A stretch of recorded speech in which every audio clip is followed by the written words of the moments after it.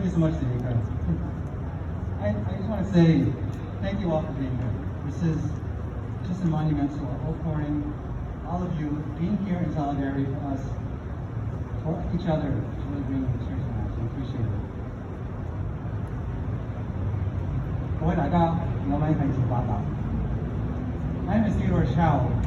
I'm a third generation Chinese Ohioan.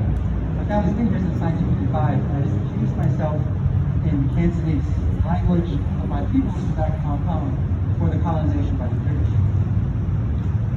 My family came to Springfield, Ohio in 1955. Some of you are in the audience now. We've been here, just to let you know how long my family's been in Ohio. The Cleveland Browns had only been in the NFL for 5 years when my family came to Ohio. And they had won the third of 3 consecutive championships, which seems like a whole other world, right?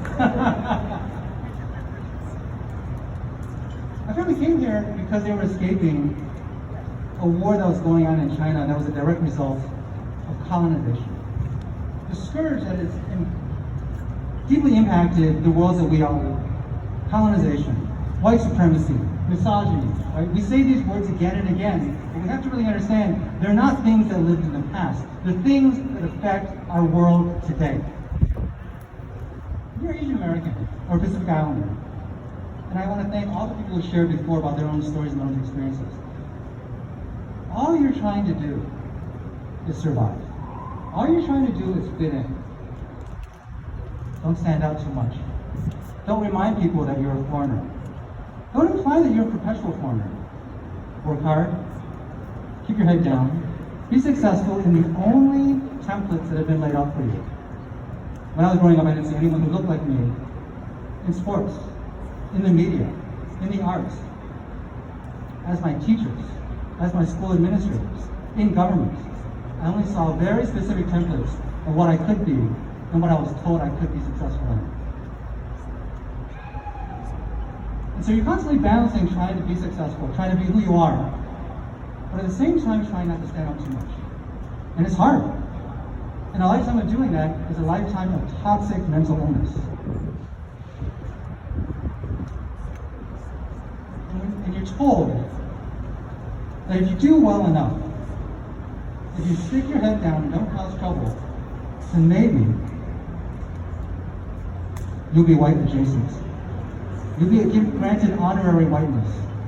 You'll be allowed to survive and succeed in a world in which white is supreme and you are not seen as black or brown. And shout out to all my black and indigenous family here. But the message that I was told as a kid was, look how they're treated. You don't want to be treated like that. Right? That's the model minority. That's the divide and conquer technique made to cause us to fight against each other in this country so that we can't come to solidarity. In a world in which white is always supreme, all of us who are not white are always seen as subhuman. We've always been the convenient foreigners, the people who are seen as less than. And this goes all the way back to things we've been talking about today. Colonization that's happening still in the Philippines. Shout out down in Bayan, right? This is part of our world today.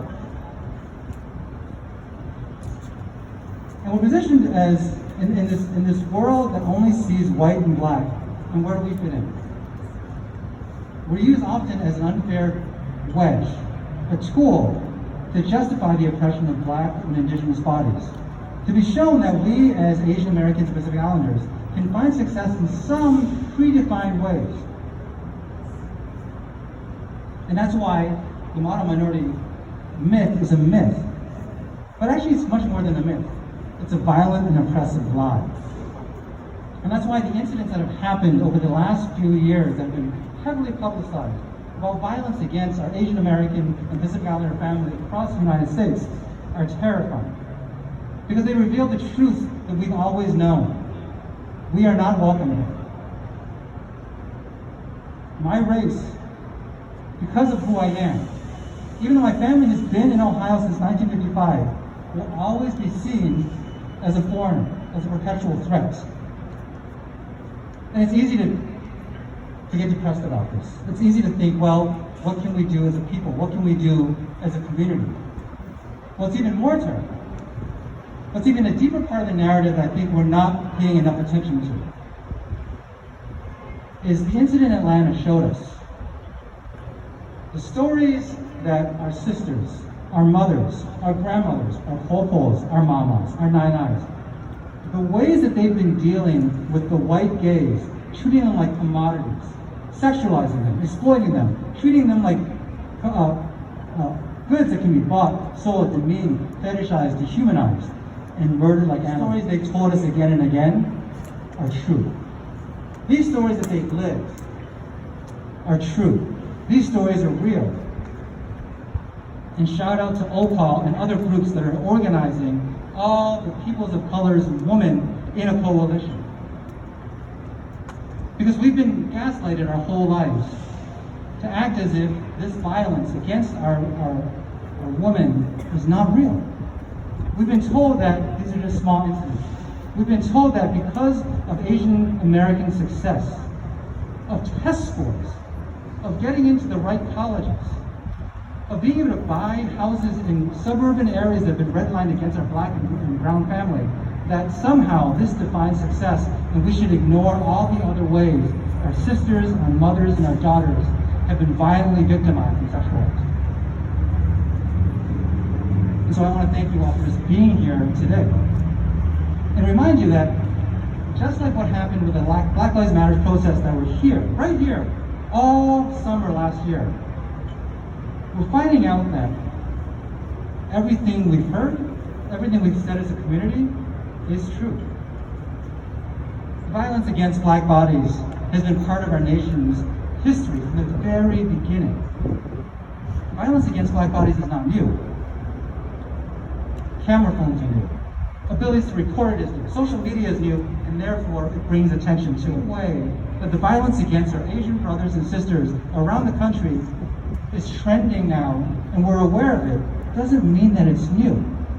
It's been there the entire time. I think all of the history that's been shared today about the very violent ways in which Asian Americans, Pacific Islanders, have been victimized and murdered in our country. So thank you again for just taking the time out of your afternoon. And I want to thank Ana Bayan and OPA for the solidarity. And I want to leave you in one last chant before we end. The first line is, not your motto minority. So say it with me, not your motto minority. If our lives aren't a priority. Right? If our lives aren't a priority. So I'll say it one more time. Not a motto minority. If our lives aren't a priority. Not your motto minority. If your lives aren't a priority. Not your motto minority.